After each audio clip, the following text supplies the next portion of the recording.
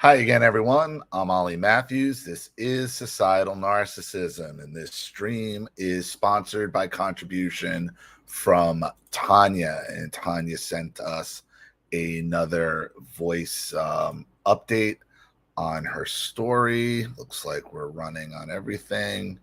So we are good to go. Let's get right into it. You want to know, or I forget exactly what I said, but it's like, how do you tell someone that comes from a loving family who you are and where you came from and why you no longer speak to your family? How do you broach that topic? And I hope that the person that I'm with, they love me enough to hear me and to Well, if it's somebody you're going to be in a relate, like at first, what I always tell people is my parents are dead. They were dead. I mean, well, now one of them is, so it's easier to say that.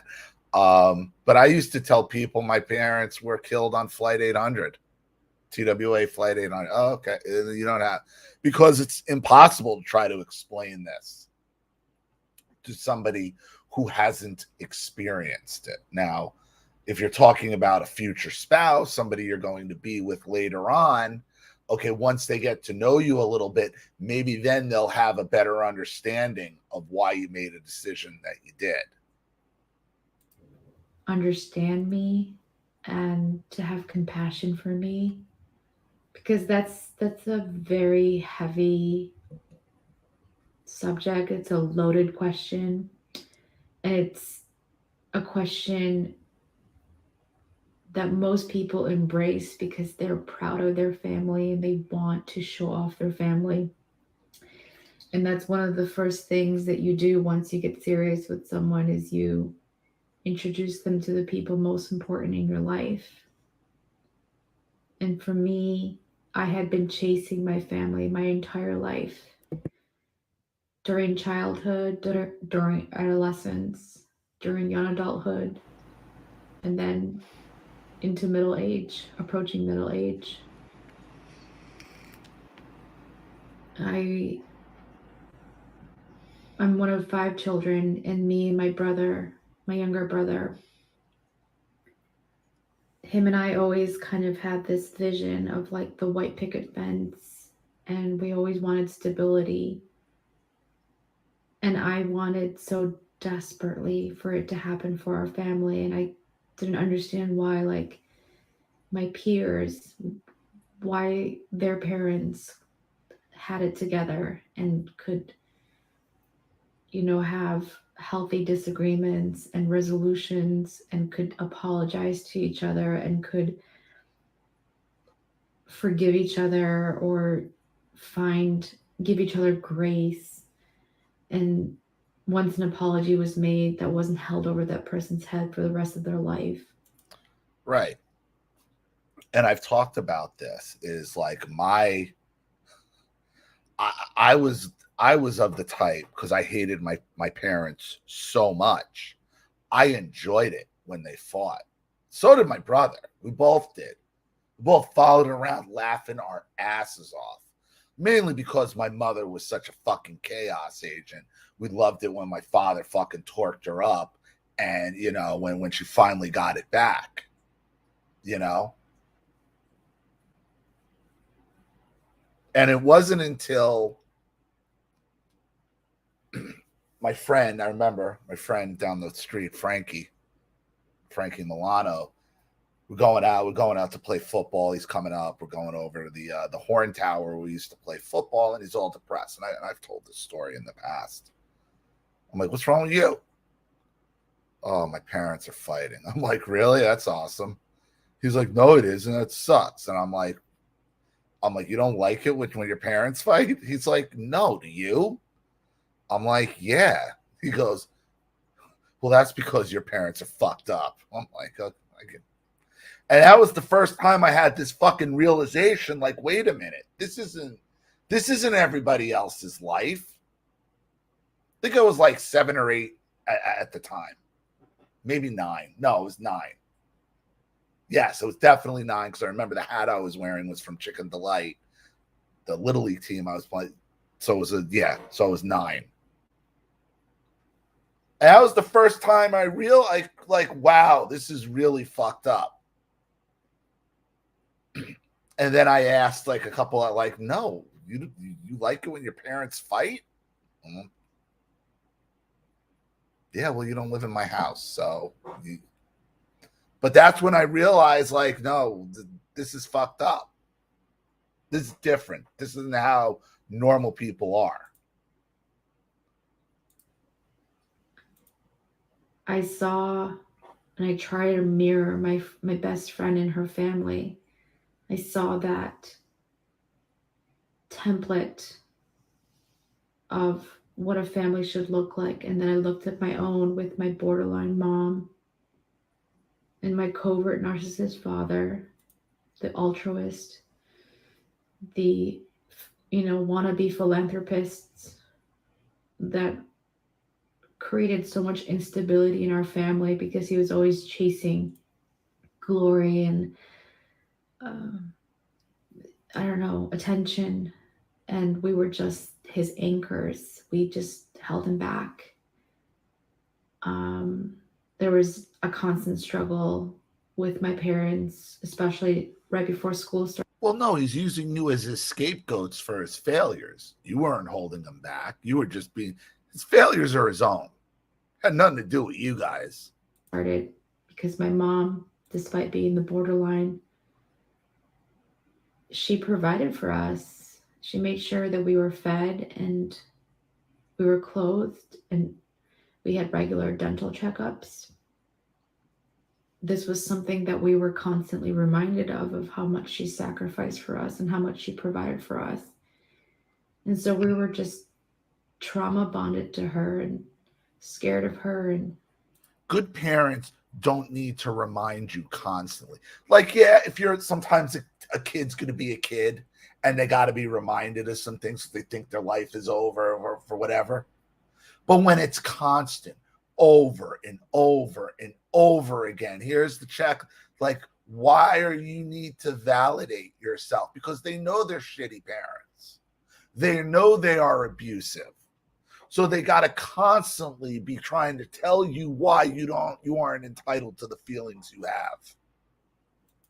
We felt we owed her something.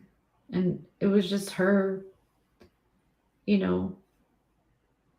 conditioning us to be her little soldiers, her little army. That's why she had, 5 of us. There were 6 and 1 died as a baby.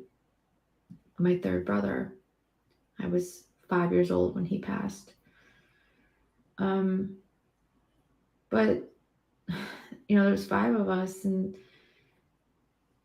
it was such a confusing time because my mom vilified my father, and rightfully so, because he was so intermittent and inconsistent with, we'd have several years of like, him being consistent and working at a job. But like when it came time for like back to school shopping, and my mom always made sure, like, I think she did probably spend too much money, but like we always had like the best clothes. We always had school supplies. We were taken care of. But then my dad would see like the credit card bills and there would be this fighting. And, the message that we got is that dad doesn't want you to get new shoes for school. And she was right. My mom was right. He didn't. He's that greedy.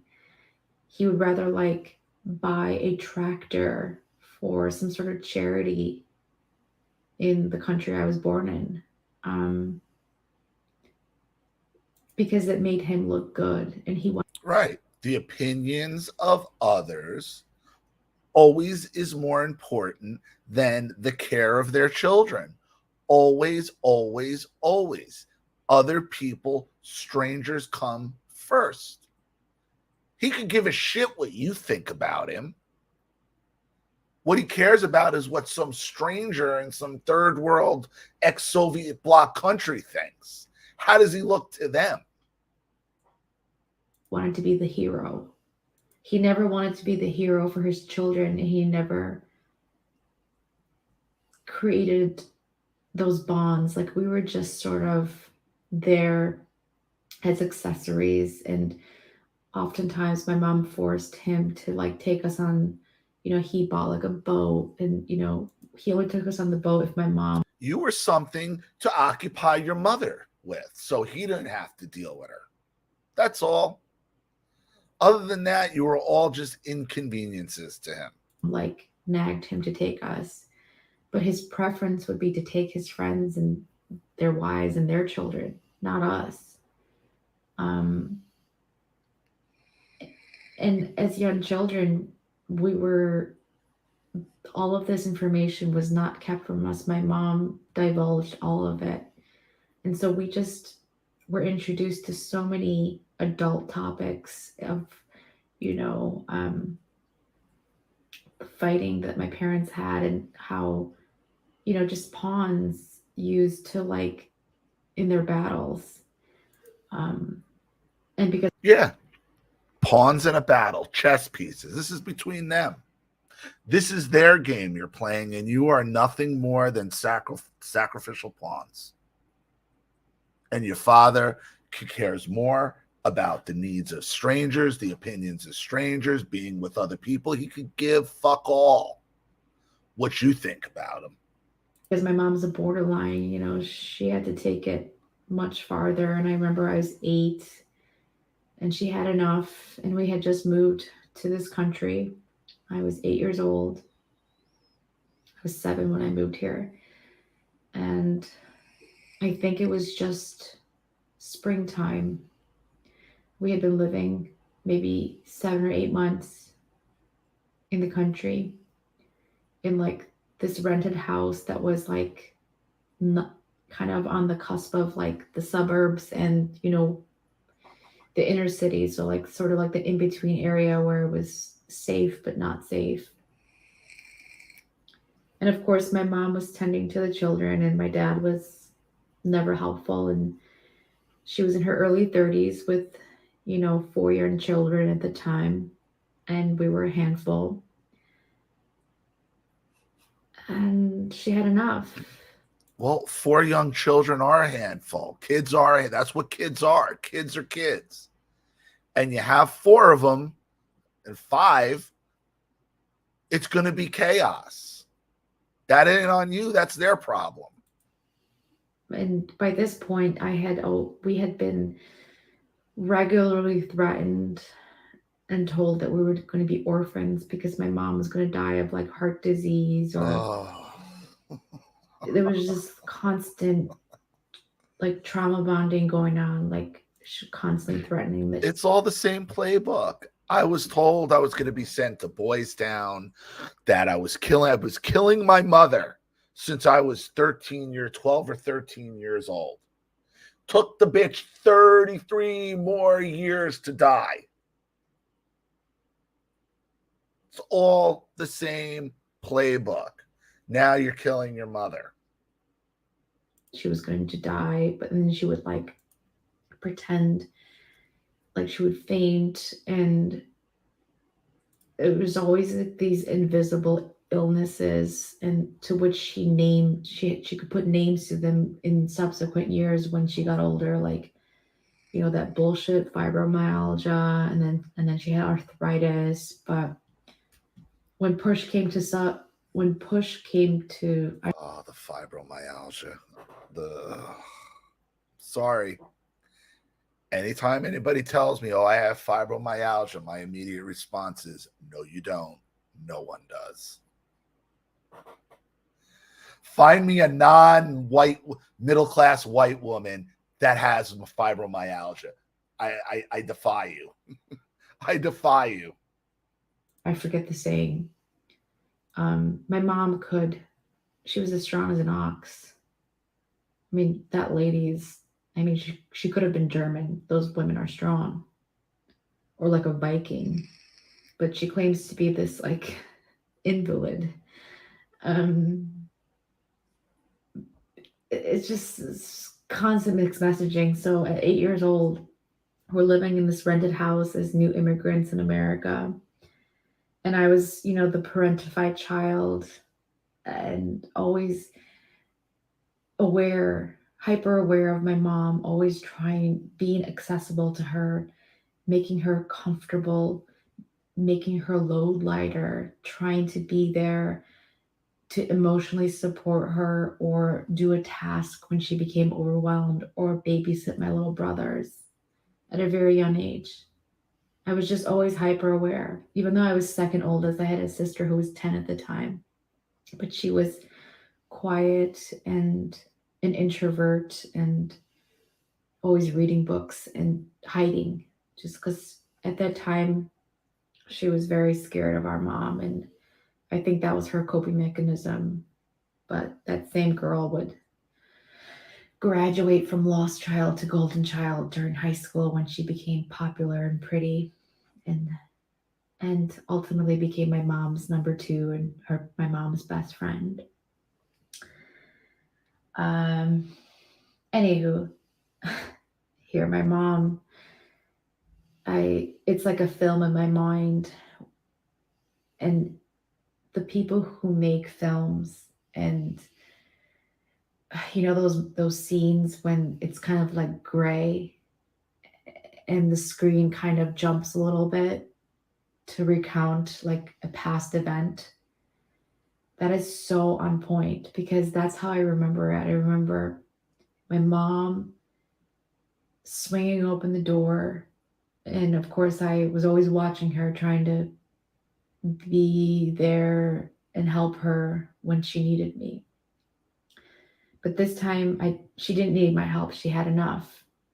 But she I think, in hindsight, I think she always knew I was watching, and I think I was the supply. I was used for supply that day. I just didn't know it. She swung open the door, charged out of the house, marched down the steps, and just started speed walking in her kind of like summer floral dress. She had her hair in a bun. She had like medium length brown hair. She was 5'4". Still pretty because she was in her early 30s, and youthful and still slender. And she wore like these, I think these like sandals, these like camel colored sandals, and she marched out of the house and I ran after her. And when she marched out of the house, she announced that she was walking to the lake, which was about,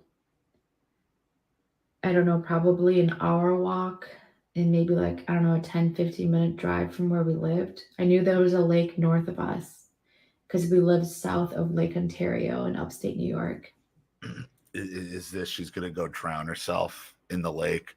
I mean, because I have heard on this channel, there's been a couple of these. I mean, there's always the fake suicide attempts, but there's been a couple of people who have run this play out of the playbook, the I'm going to go throw myself and drown in the lake play. Imagine that's where this is going. Like I said, people, they all are operating out of the same playbook. Doesn't matter where they're from. It doesn't matter economic class. It doesn't matter race. It doesn't matter religion. It doesn't matter any of it. It's the same fucking playbook. And she was walking toward Lake Ontario because we lived in one of the suburbs called Irondequoit in Western New York. And she marched down the sidewalk, the suburban sidewalk with, beautiful bushes and manicured lawns. And I chased after her, but I didn't say a word.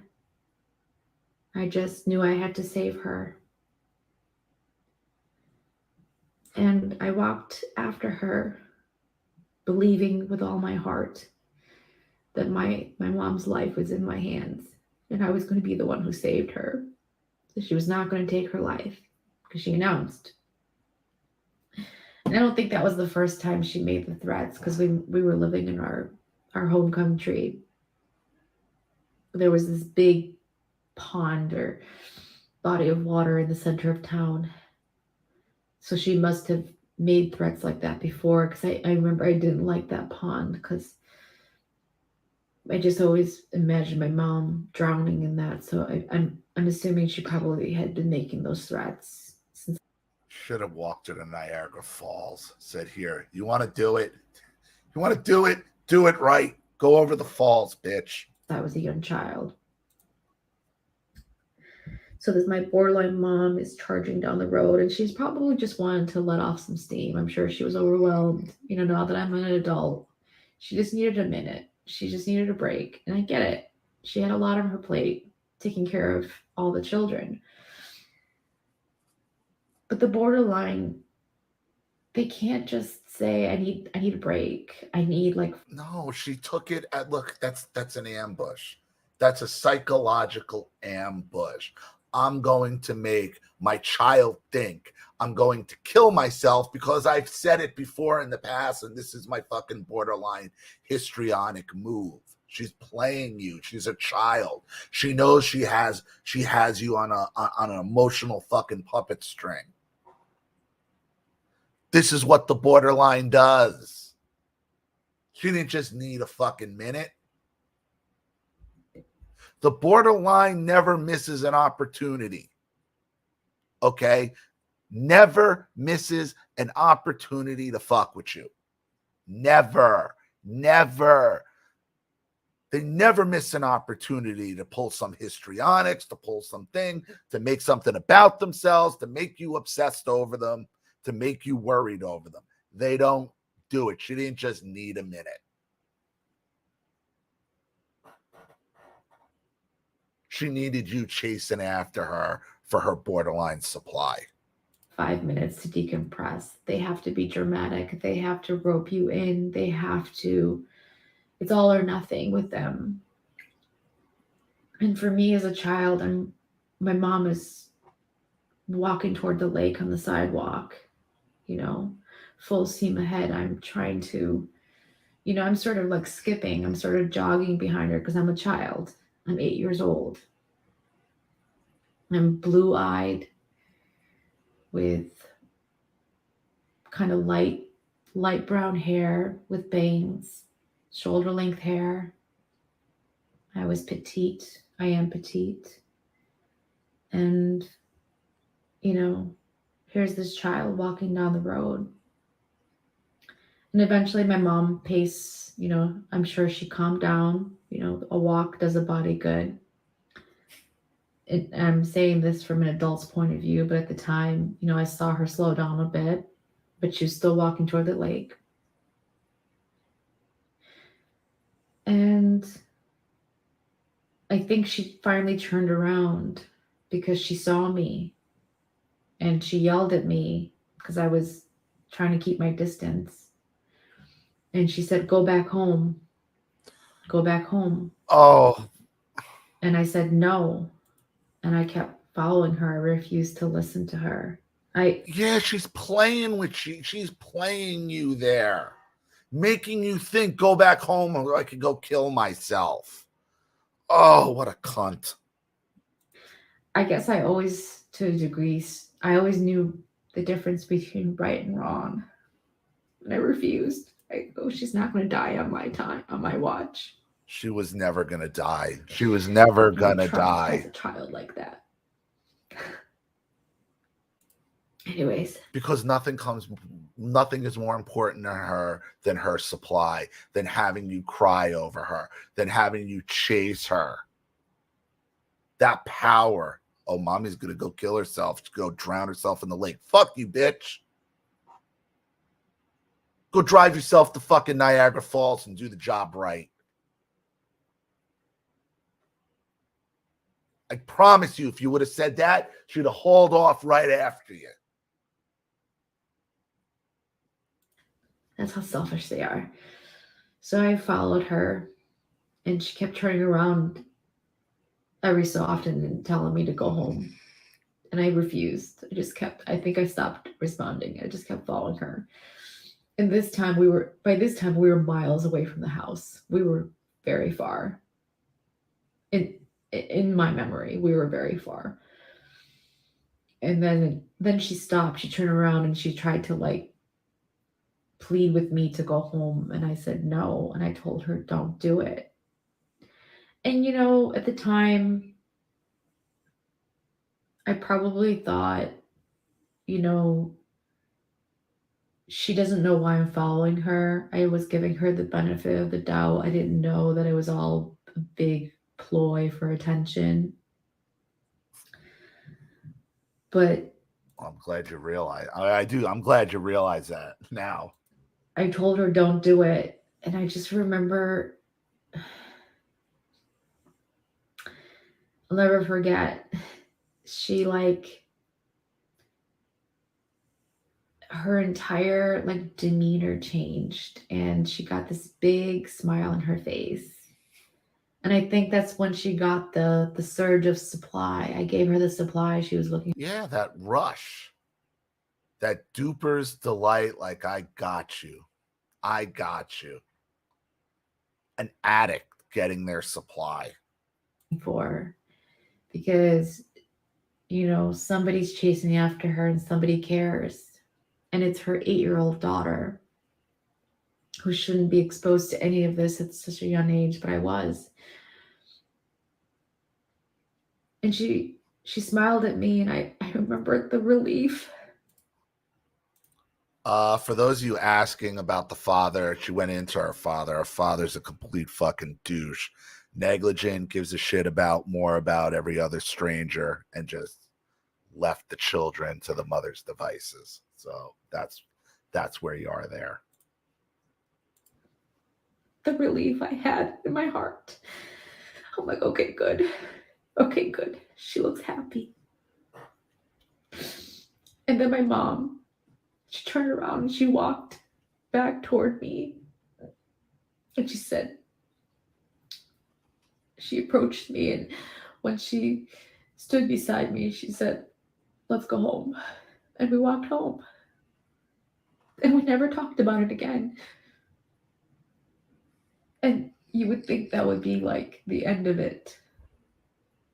And I think even though I was always the scapegoat, because I was mommy's She got what she wanted. She got what she wanted. She got what she wanted. You couldn't win there. There was nothing you could do there. Because if you didn't chase her, oh boy, the histrionic show you would have gotten when she came back. So many years. I think somehow that preserved me a little bit from the targeted attacks I would eventually get. It first began in middle school. Once I started becoming my own person, I started having my own friends, and I started playing sports and going to sleepovers, and I became such good friends with the girl in 6th grade and her family. They were kind of like my second family. I spent almost every weekend in their home, and I was so close with her family that her grandparents actually preferred that I call them grandpa. Address them as grandpa and grandma. And I saw stability. And for me, that's when I rejected my mom. I rejected not her, but her abuse and her tantrums. And I saw stability for the first time in my life. And that's when I recognized that what I was living in was not normal. And I also could see that my mom could turn it on and off. And I saw how she could act completely normal and sane in front of people to continue the illusion that she was this normal, stable, mom of the year. Yeah. I mean, that sucks because people think she's actually normal. The one advantage of my mother was there was no hiding her there was no hiding it from anybody. It's just people didn't confront that because she's fucking crazy. But like I said, I had the same situation with my friend Matt, who I've talked about, whose parents basically saved me because I was gonna, my mother had me at the point where I was ready to kill myself at 15 after this stunt she pulled on me, where do I want to tell this story again? I might as well. Okay, where I was running track, I was working so, and going to high school, and I'm 15, I'm going to high school. So I'm busy, like it's busy, and you never have an afternoon to yourself. And we got out of school early, and I didn't have work that day. So, and my buddy Matt went to a different high school. He went to Catholic school, even though we lived in the same town. So he was off. So, right. And this was right before Memorial Day weekend. So, and we was playing baseball too. I was playing baseball too. So I had like a ton of shit going on. And this was like the only day like I had that me and him, we were going to go play stickball. Like we had no time. And here comes we're playing stickball down by the VFW, down by his house. And I had told my mother, and she's like, "You're not going to go into work today?" I'm like, "I'm off from work today. It's like the first day I had." And I'm like, I don't need to work today. Because I was working at ShopRite, and so we're playing. I'm there like maybe 40 minutes. We're playing, me and him. We're having this game, and here she comes in the car with the big fucking head and that smile on her face, and I knew it. I knew it. I knew it. And she was like, "Oh, ShopRite called. I told him you come." No, I'm not going. I'm not going. I'm not go like. And I took the bat and I fucking just smashed it on the ground because it's a stickball bat. And I fucking like lost it. Like I lost my mind. Like, you're not fucking dude. Like, who are you to tell me I'm going? Like, who are you? How fucking dare you? I was already working like 20 something hours a week there, running track, playing baseball. Like there was no time going to school. One day, no, she had it taken. She was so goddamn happy. And then, okay, because I acted that way, my parents told me I couldn't go down the shore with Matt and his family for Memorial Day. And when I told Matt this, I'm like, no, because he worked at ShopRite too. And I told him like the next day we're at work. I'm like, no, and he lost it. He's like, no, this is fucking, it's like, I'm sick of your parents. Like, he went home. Well, he got off before me. And he went home and told his parents what was going on. And that's when his parents called my parents and told them, like, they fucking, and it was like at that point, like, I was just trying to get through work that day because I was done. I was numb. I was going to go, and I was going to go take a bunch of fucking pills, and I was going to just be done with because I couldn't deal with it. And when I walked into that house after work, what did you say to Matt's parent? What did you say? They called me like, you could go down the shore. You could go down the shore. Why do they think we're these terrible people? And on and on and on. I'm like, because you are. Everybody sees it. They just don't want to confront your fucking crazy ass, you pieces of shit. Oh boy. And they were very good to me.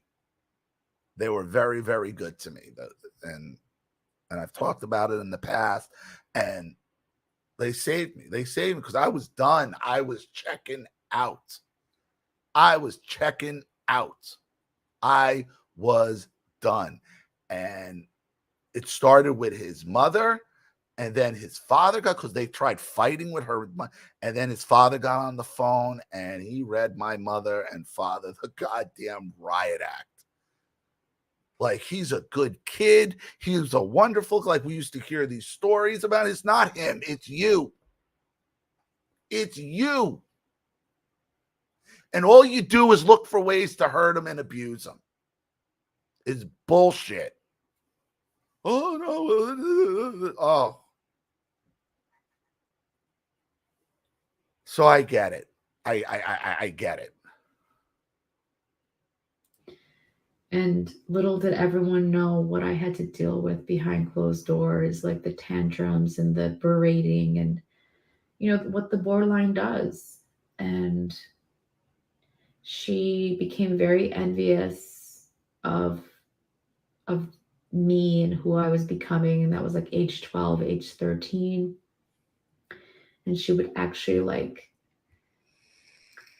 confront me and say, you like them better than me in our family, don't you?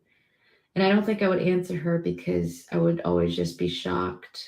I don't know, for some reason I was always shocked at her ability to ask such direct and just hostile questions like that. The shock value really didn't dissipate until my 30s. Like, her ability to shock me was, and it's usually because she liked to shock me when I was like calm and when I felt somewhat safe, when I didn't know that a threat was coming. I didn't know that she needed that. Yeah, that's why it's called an attack. That's why it's called an ambush. They get you when you're at your most vulnerable, when you're not looking for it, and they know when to pounce.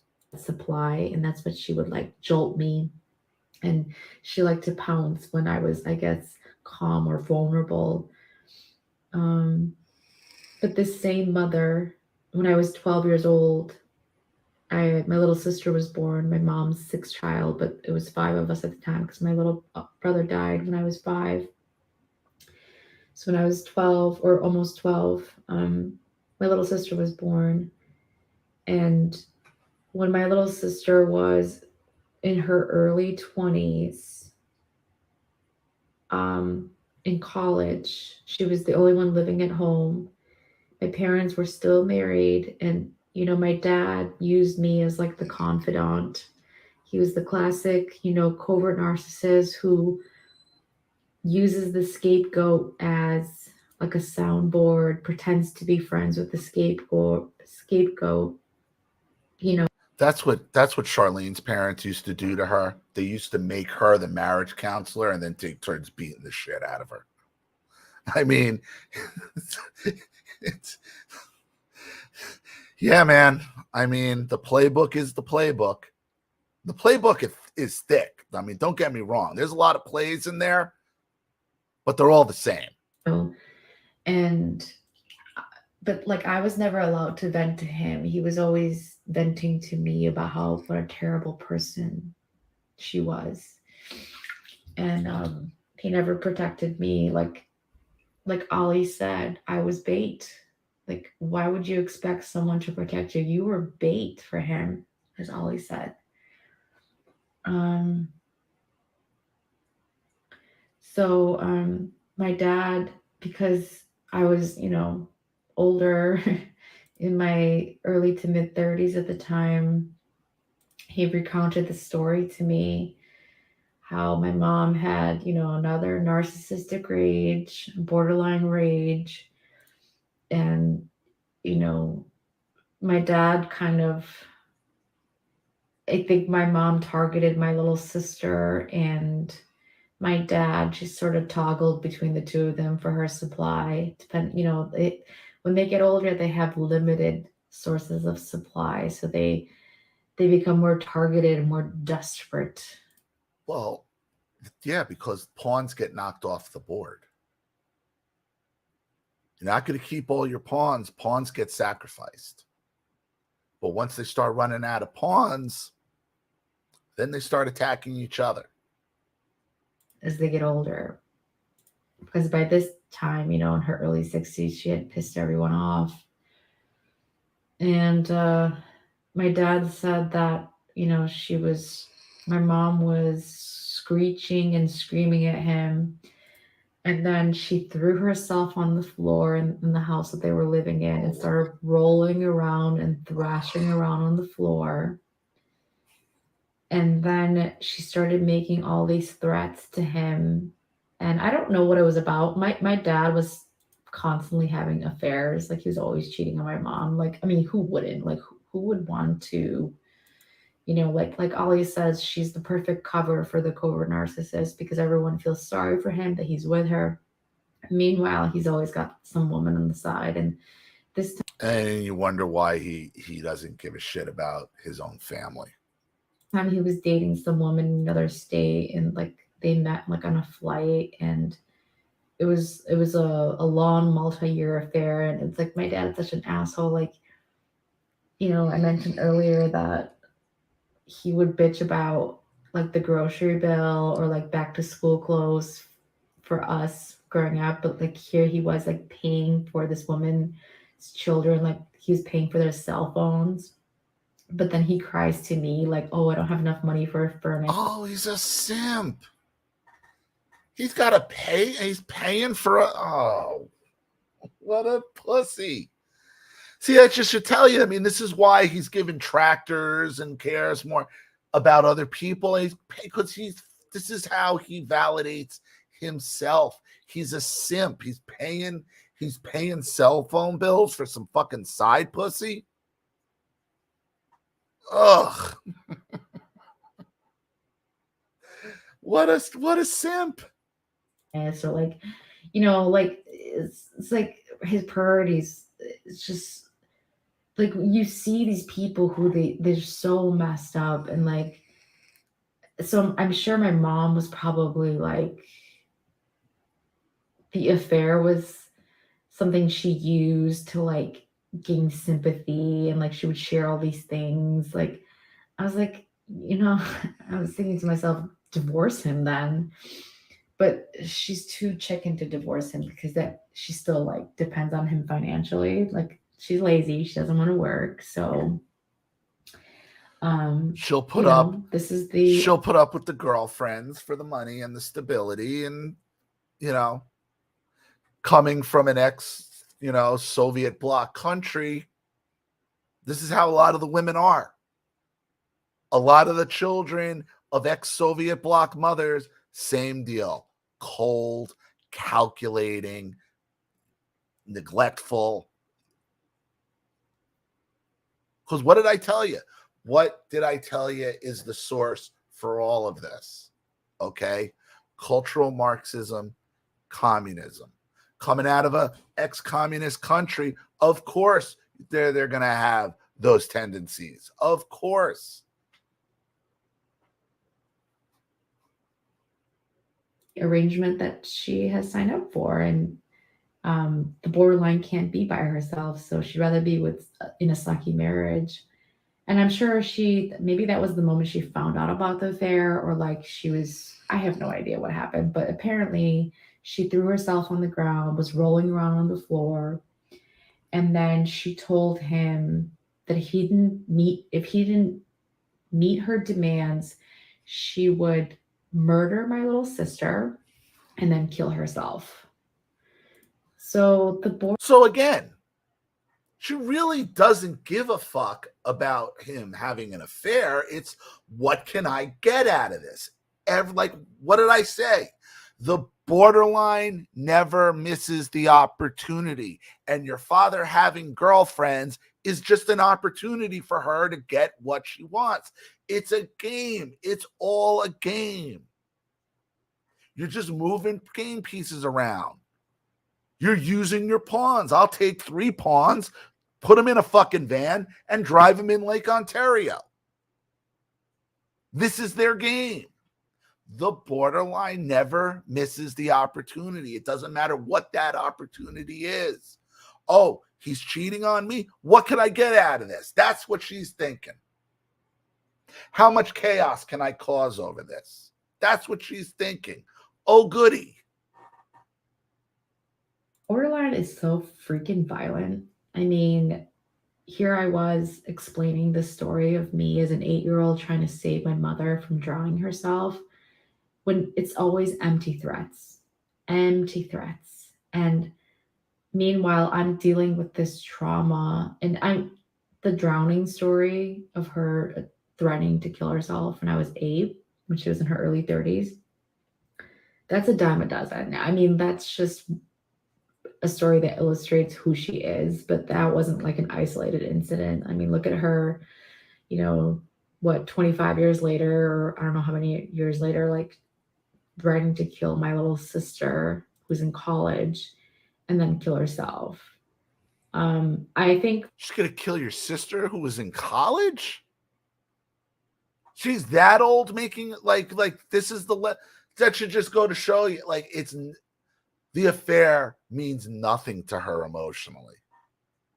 Okay. And I see some people in the comments being like, wait, you're enabling your father. Like, this isn't a normal loving relationship.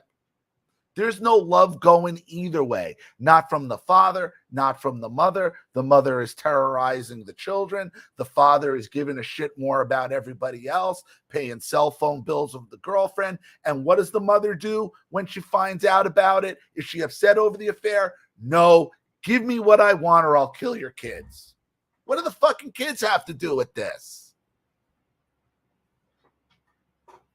It's a horrible fucking scene. It's horrible. The mother don't give a fuck that he's cheating. It's just, what can I get out of it? That's her first thought, her only thought. When they're desperate enough, they probably do carry these things out. And so sometimes they make good on their threats, but most of the time it's empty threats. But it's like the trail of destruction that they leave and like traumatizing their children. And it's like, if I ever tried to like even broach this subject and say like, what you did was fucked up and like you should never traumatize an 8-year-old child and tell them that you're going to kill yourself, and that child thinks that they saved your life that day. Like, for many, many years, I thought I saved her life. And then I was more hyper vigilant and more hyper aware, always thinking like me and my siblings always thought she was going to die. We thought we were going to be orphans.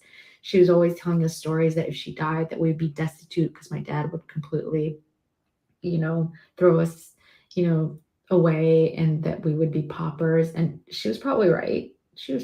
But like, she held that over our heads. Like we were basically indebted to her for the rest of our lives because she raised us and provided for us and made sure that we were taken care of. But it's like, at what cost? Like, you're doing what a parent does. A parent provides for their children. Right. I said that a million times. That's what you're supposed to do.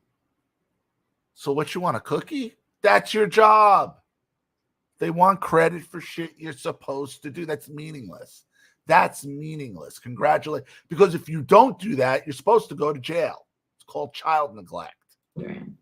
You don't use that as a coercive measure to like control your children.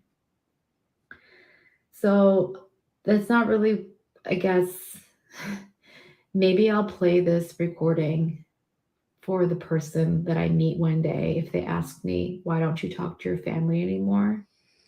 Maybe this is the story I share with them, because how do you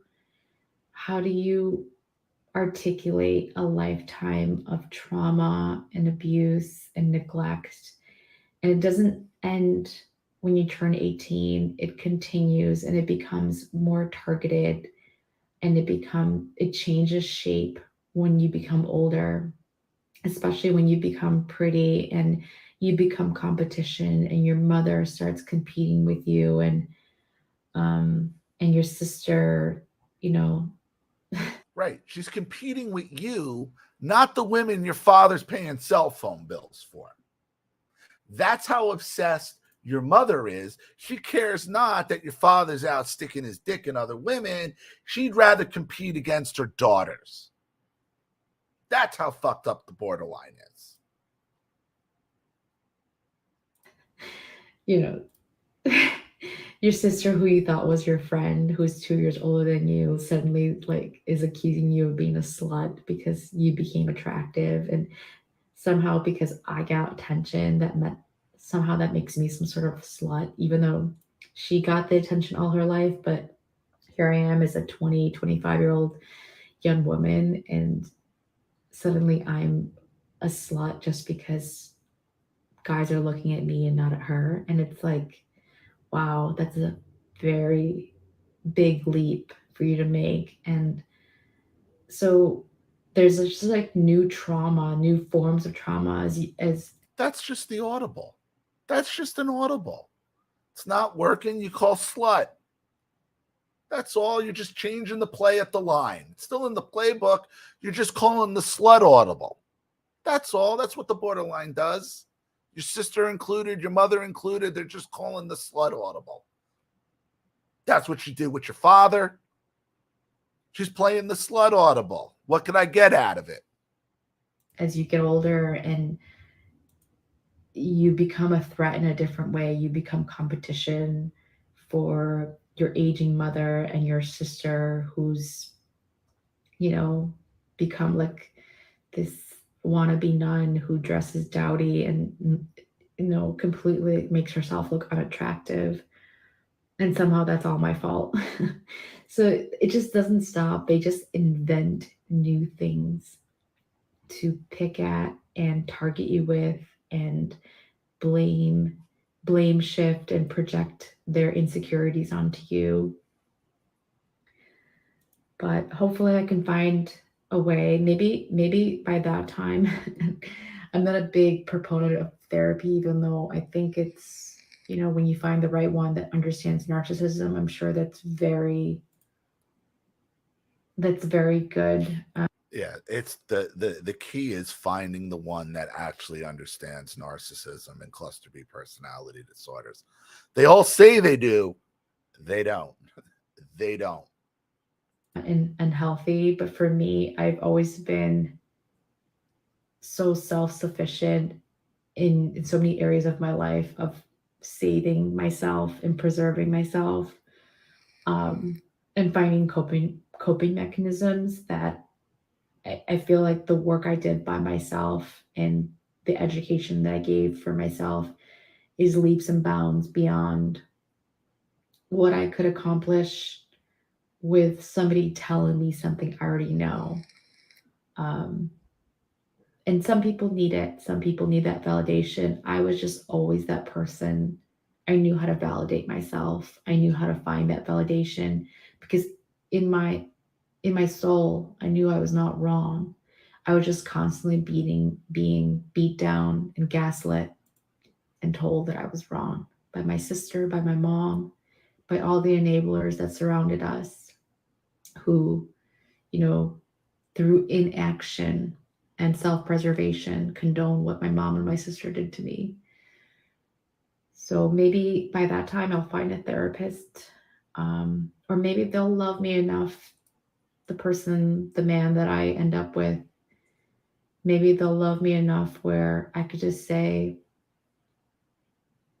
I grew up in a very abusive home, mostly emotional abuse, some physical abuse, that the physical abuse was actually into my 30s, believe it or not. And the only way that I stopped it was to go no contact because the abuse just never stopped. And maybe they could take those words at face value and not invalidate me in the moment and not say things like, oh, it's your family or you only have one mom and dad.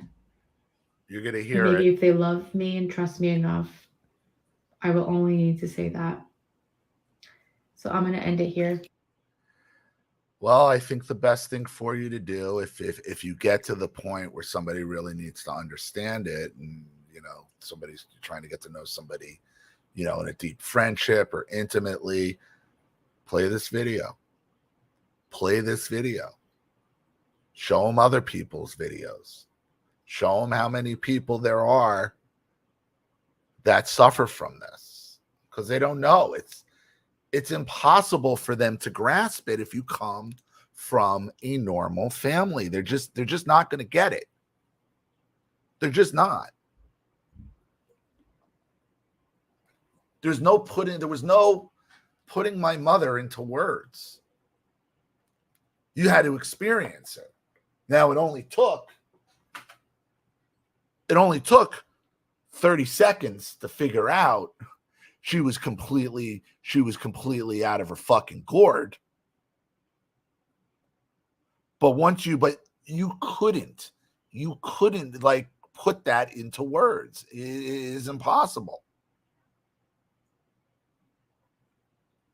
Just keep in mind that the borderline, they don't miss the opportunity. Everything is an opportunity for the borderline. Everything. I'll kill myself. He's cheating on me. It doesn't matter.